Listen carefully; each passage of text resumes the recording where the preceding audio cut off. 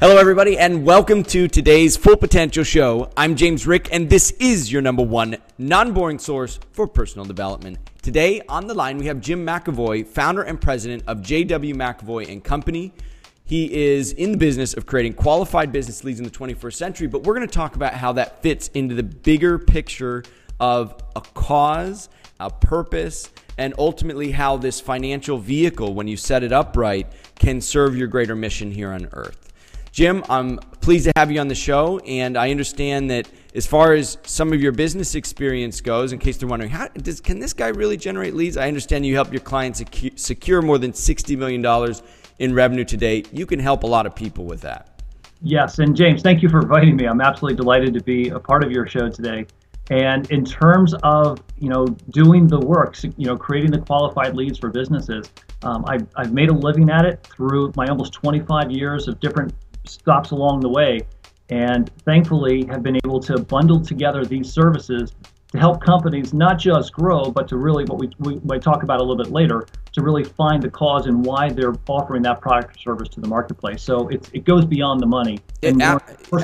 Absolutely, and that's something I'm so grateful that we touched on before the show, and that is that especially in today's environment, it's no longer just a transaction happening at the bottom level. Like, it's not just make a sale and move on and serve their basic need. It's like people really want to know that the person they're working with, they actually like, and the company they're working with is actually doing good in the world. And that actually helps your sales force. It helps your leads. It helps you, it helps everything. And you're still serving a need at the most basic level, but you're also serving a deeper need, which is to feel that with every dollar that I spend, even if it's to help myself personally, I'm also helping somebody in a greater scale. Couldn't agree with you more. Could not agree with you. Well, let's dive in, because I think we've got some very important points that will help people to recognize how this all comes together, and I think that we've got some great takeaways. So firstly, where should somebody start, if they're not even in business right now? What are some key tips that might put them in the right direction? Well, so, the key tip in terms of people, in terms of the sales process, no matter what your product or service is, my counsel would be to be very thoughtful and deliberate about the first phase of the sales process, which most people will agree is, you can call it what you want, prospecting, business development, lead generation, and to be very deliberate about that. Most people, as I write about in the book, say that they'd rather do things like crawl over broken glass or gurgle bleach. They sort of have that paradigm of cold calling in their mind, and I could not agree more that it's a tremendously inefficient, ineffective use of time. So instead, be thoughtful and deliberate about who you want to approach, who you don't want to approach, and then move forward and then adjust accordingly based on the results that you're getting. Okay, so be much more strategic. This is no longer spray and pray. This is not about making zillions of phone calls. This is about targeting who you want to reach with a specific purpose in mind. Correct. On why you can serve them. Okay. Yeah, the smile and dial, that's gone. That's been gone. Was actually never in, but because people didn't have the tools or the process to follow, that's really what they defaulted to, and thus creates a lot of the stigma of why people often dread that opening phase. Yeah, because people resist it. It's kind of like, you're going to waste my time. It's happened so many times that now they've linked it up to, it's wasting my time. Right, and I think, James, we could also agree that, if you're the stellar salesperson bringing in the revenue or the lion's share, is it the most effective use of your time? Even though you have the skill set, is it the best use of your time to do all the research and the building the database up and starting all those early stage dialogues? I would submit, I'd rather have you at the client interface, closing the deal, advancing the relationship, exploring new options, and trying to deepen the relationship we have with our intact customers. It's a great point. If I'm good at opening those new relationships up when it's like you said, it's like crawling over broken glass, and I dread it, and it's an energy drain, how much more valuable am I if we start thinking strategically about how to approach future customers and how to serve them and use that time more wisely? How much more potential can we tap with those talents?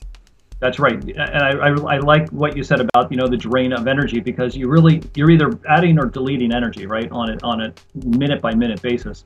And when you have these activities that are just drawing you down, everyone's going to lose in that process. And on top of that, you're probably more effective anyway, using this as an example, at the client interface. Again, trying to keep the revenue on the books and trying to expand that versus the early stage piece. And when you say at the client interface, you mean interacting with existing clients, or you mean interacting with potential clients? It can be both. I mean, in terms of, if you think about the sales process, so some people will tell you there are 4 stages, 6 stages, whatever those numbers are.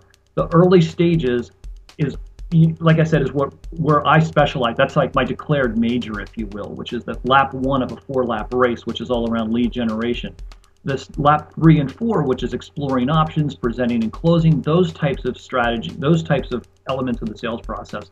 That's where, to secure new business, I would deploy someone like you, who's the proven sales professional.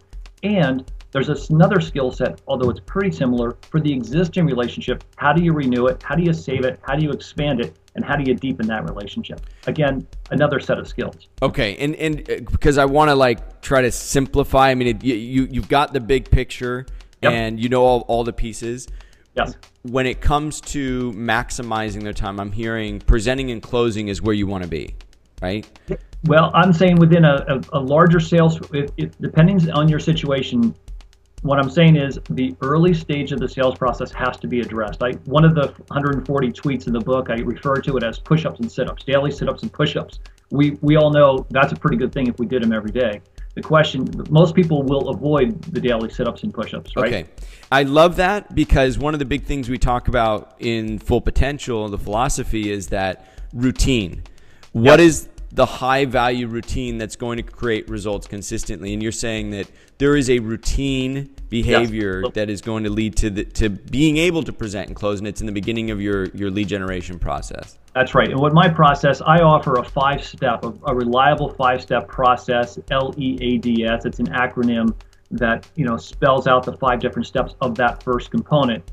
And within that phase of it, one of the tips I would give, one of the 140 tips to get that methodical, predictable routine, if you would be to make your calls between 7:30 and 8 in the morning, or 5 to 5:30, or 5 to 6 in the evening, because the assistant typically is not there, and the executive who you're trying to approach is actually there preparing for the day or wrapping up things because he or she were in meetings all day. Okay, and if you were calling me, I'd be sleeping. Sure, I'd have to be cognizant about that. And the other part of that, though, which is a great point, James, is taking into account the different time zones that you're calling upon. So if I'm on the East Coast where I am now, it's 10:30 in the morning, I'm better suited to make calls if some of my clients have needs in the West Coast between 7:30 and 8 that day. Right, and that's just getting clear on who you're calling, why you're calling, and so figuring out best times to call. Yep. All right, and that's part of thinking strategically. So, what times can you make the maximum impact, rather than just calling and say, I'm going to put in 4 hours of calling today. That's exactly right. I want to zoom out for a minute, and within the context of Full Potential, basically what we're talking about here is a very specific strategy to feed your financial vehicle, whatever that is for you. And you talk about it as being defining your major, which is, in this case, it's an entrepreneurial vehicle. And the entrepreneurial vehicle, the fuel that goes in the tank is the leads. The leads feed the sales process, which ultimately that cash flow is what feeds the bigger machine.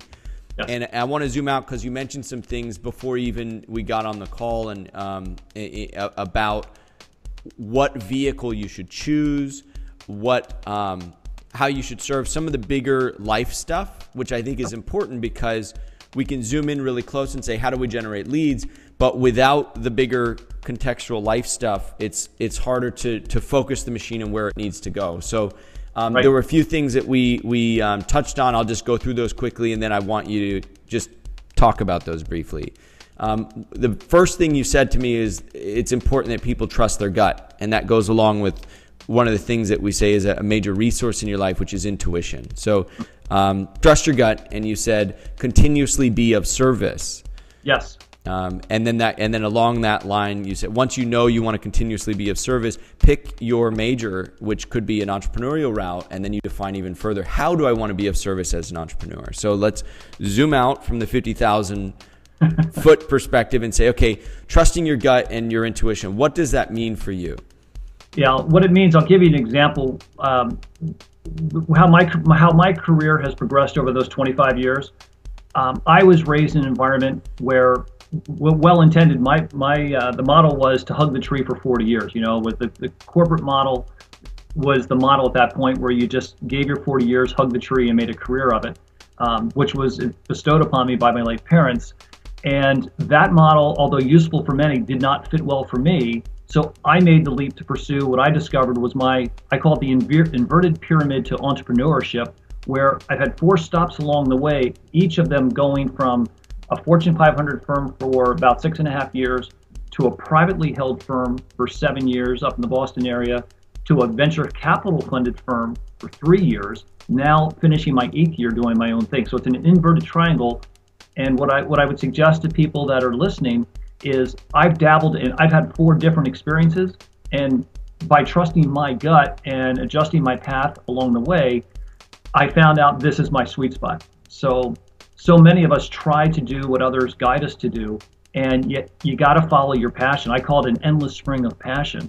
And that has clearly made the last 8 years for me in this entrepreneurial set just been an absolute delight. Plus, staying on the life theme, if you will, James, it's allowed me to live that balanced life. I couldn't have done it without the support and wisdom of my wife, Karen. Just celebrated our 20th wedding anniversary. It's been outstanding.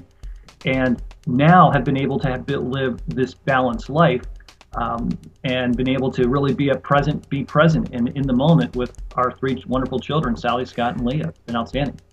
Trusting your gut also means tuning into that higher energy, because that's like our bliss, right? And that's how you know when you've trusted your gut in the right way, because you're enjoying the process. Right. And I'll tell you one thing, I feel it's just great sharing with you, James. One thing that I adopted years ago, there was a book by Julia Cameron, The Artist's Way. And what I discovered out of that was the benefit of journaling every day. So talking about tapping into your own mind, about 20 minutes a day, take the journal out. And anyone who knows me will laugh. They always know I always carry around this notebook. And what a great way to give yourself 20 minutes, 25 minutes a day and just download what's ever inside your mind.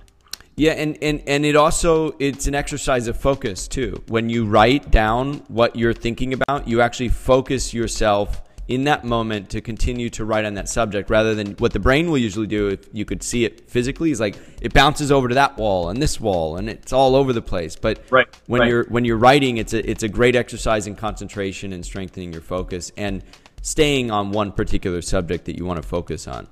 Right. It really feeds the whole mantra. I mean, like I said, we're zooming out. This is where you want to go, to the broader picture here. I'm sure I heard it from someone. I don't think I made up the phrase myself, but it's called enlightened self-interest. And I call it the daily majors. I know you have your model with the majors as well, and I have 12 of them that I go through.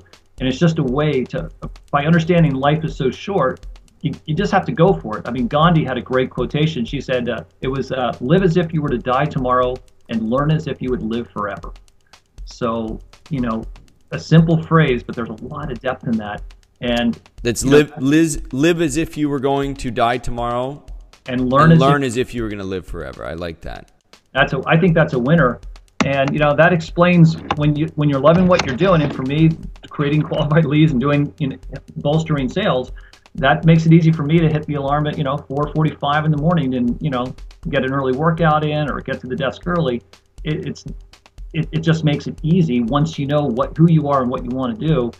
It gets back to following your gut and your intuition. Things start fitting together really nicely. You're up at 4:45 in the morning? A lot of times 4:45, and either getting a workout in or I work from my home office, and I can just hit a flight of stairs. The commute's not too bad, and start working. Jim, you are my hero. Sometimes I don't get to bed till that's pretty good. All right, well, that's going to help you generate a lot more leads, I'm sure. And here's a big thing.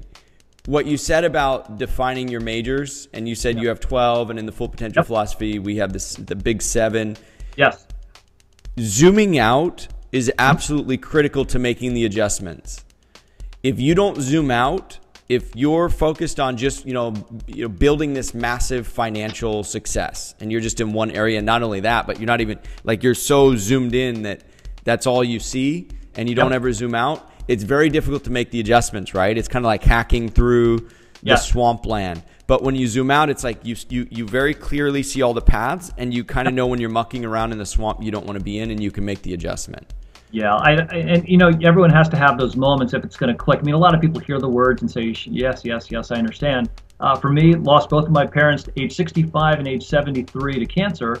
My brothers also survived a couple of bouts with cancer, and a sister too. So I get this whole life is short thing. So to me, you just have to appreciate the day and just be very clear, and try to be, I think you have to be protective, James, the more I think about it. You just have to be protective and deliberate about, that component of time that sets you up for success so you can be of service to more people. Think about it. Absolutely. And not in a pressure sense, but in almost a simplifying sense and saying, where can I make the biggest impact? And I know I only have so much time and I don't want to run around crazy trying to knock off a bunch of tasks. Yep. So I'm going to pick the gold bar tasks, the ones that are 1,000 times more valuable than running around picking up pennies. Yes. And there's only a few of them, right? I mean, when you really look at it, like seriously, there's only a few gold bar tasks that you can do in a day, and the rest of them are running around picking up pennies. You got it. I mean, like I said, the way I have my 12 laid out, I have a rectangle with the top half and then the bottom half, the top 6, and going across for me, it's, you got the spiritual side, you got to be at peace with whoever your maker is. You got the emotional and mental piece, which is all about the journaling, getting in tune with yourself. There's the physical piece. That's exercise, sleep, and nutrition. Then you got your core family. Then you have your immediate family, siblings and aunts and uncles and all. And then you have your business. And interestingly for me, the business is like number 5. And then underneath all that, then you get into other dynamics. And I haven't even said the word financial in the first 6 things that I rattled off to you. I see that. And really, the ones that juice you the most emotionally should come first.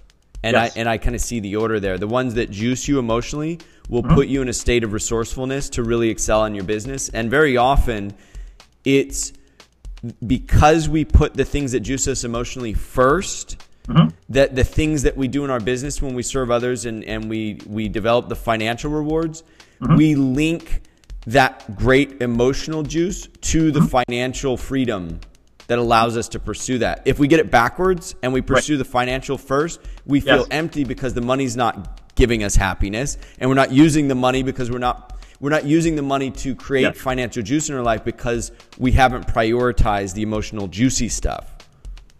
Yes. So I love the format. I love the priority. It almost seems like you've read the Full Potential book with your areas. It's funny how there really is a congruency in how we all, all roads lead to Rome, right? We all, even if it's our own philosophy, in the end, truth is truth, and we're all kind of discovering what is really most important. And I think it's great that you're coming from, here you've got this massive lead business, and you're helping in a great way on the business side. But here you've been able to broaden and zoom out and say, but these are the important pieces that make the financial side and make the entrepreneurial side work. And we can't get too focused on that. We got to zoom out. We got to journal. We got to look at the bigger picture. Before we wrap up, Jim, I want to direct everybody to your website and where they can pick up a copy of your book. Where's the website and where should they go, Jim? Yes, the website is www.McAvoyleads.com, and I'll spell that. So it's www.McAvoy, M-C, capital A, well, A as in Apple, V as in Victor, O-Y. That's my website. And as far as the book, Amazon.com. It's there in both a paperback and you're great. Kindle edition. You would just type in my name, Jim McAvoy, and the paperback and Kindle edition. Oops. Yeah, it broke up a little bit. Sorry, just I think we got it though. Amazon.com. And the title of the book again, Jim? It's the number sign leads to sales tweet, creating qualified business leads in the 21st century. Okay, and it's very clever. He's got the number sign leads to sale tweet. That's kind of like a Twitter language things, so he's very in the know with the technology. But it's the leads to sale tweet. You can pick that up on Amazon, and you can pick it up at his website, McAvoyLeads.com. Jim, it's been a real pleasure having you on the show, my friend. It's great, and I just want to give a shout out to the publisher, Mitchell Levy of Happy About out in Cupertino with the Think Aha book series. Just want to give a shout out to him and thank him for believing in me and believing in this project. And as most importantly for this moment, what an absolute pleasure it's been to spend time with you, James. Well, thank you so much, Jim. And Mitchell, there's your shout out. Everybody be sure and check out the book, Leads to Sale Tweet, with the number sign at the very first of the title. McAvoyLeads.com is the website. Some great tips here about both life and business in the greater context of things. I encourage everybody who's watching and listening, check out the website, and also be sure and like and subscribe this Full Potential show so that you'll get more great insights from people like Jim and freebies that you only find right here on the Full Potential show. Thank you, everybody, and Jim, have a wonderful morning. Oh, I will. Thank you so much again, James. Thank you, Jim. Take care. Bye-bye. Well, that concludes this week's episode of the Full Potential Show, your number one non-boring source for personal development. I'm James Rick, and if you want to get more positive programming for your brain absolutely free on a weekly basis, just visit fullpotential.com. If you like the Full Potential Show, you're going to love the Full Potential Club. What would you like most as a Full Potential Club member? Be 2 to 3 times more productive? Do what you're passionate about? Have more energy? Reduce your work hours? Travel the world? Enjoy an amazing lifestyle on a frugal budget? What if you could do them all? James Rick has been there and done it in ways that few people have. For anyone serious about taking their life or business to the next level, you know you've got to do more than just watch. You've got to do. Join James Rick and other like-minded people for an incredible $10 a month at fullpotential.com/club. Be educated. Be empowered. Be the best version of you. fullpotential.com/club. Try it free for 30 days.